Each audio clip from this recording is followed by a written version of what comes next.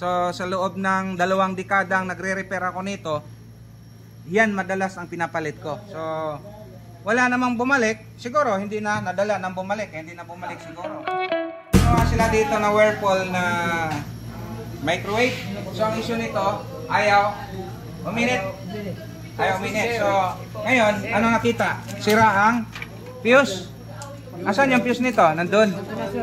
So anong dahilan bakit nasira ang fuse? Shorted ang capacitor. So ngayon, papalitan na natin ng bagong capacitor yan at bagong fuse. So, paano ba malaman na sira ito? Siyempre, tester natin gamit ng times 1. So, capacitor, checking lang. Ayun o. So, may reading kaagad. So, kung nakita natin, mukhang lubo na rin yung side na yan. So, kung ganun ang issue na shorted to, putok ng putok yan. Kahit ilan pa yung fuse na ilalagay mo, sisirain yan. So, ngayon, yung iba natatakot na magpalit dahil ito, ang value niyan ay 0.7 UF. Ang ipapalit natin, ilan to? 0.8. So, tested ko naman to. Iwan ko sa inyo, para sa akin, dahil kung maghanap ka ng ganong value, baka matingga mo na yung unit mo. So, ang ipapalit natin is 0.8 UF. So, sa loob ng 2 dekadang nagre-repair ako nito, yan madalas ang pinapalit ko. So, wala namang bumalik, siguro hindi na nadala nang bumalik, hindi na bumalik siguro. Ito, check na natin yung bago. So gamit tayo ng 1K. Meron, di ba? Binaliktad? Ayan, meron. So ibig sabihin goods to. Ayan. Shorted ka Ayan. pa. Kung i-check natin ng mas mataas pa, may mababasa kayo dito na nakaparallel o bleeder resistor niya na ilan? 10 mega ohms.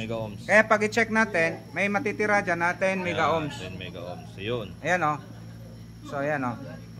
So kung i-check na, i-short natin to. Tingnan natin kung masukat ba natin yung 10 mega ohms. Ayan, may nabasa kang ilan yan? 1K almost. 1K times 10K. 10K. Ilan? 1K times 10K. 10 mega ohms. 10 mega ohms. O yan.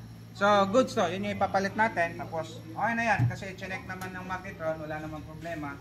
So, ibalik na natin yan. Yung mga problema. Tapos, testing natin. Paandar. Alright. Okay, testing. Power.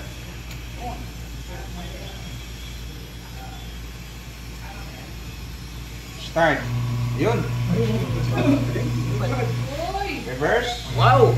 Okay. Hindi Spin. na maglaba. Spin. Ayun. Okay. Ayos. Good.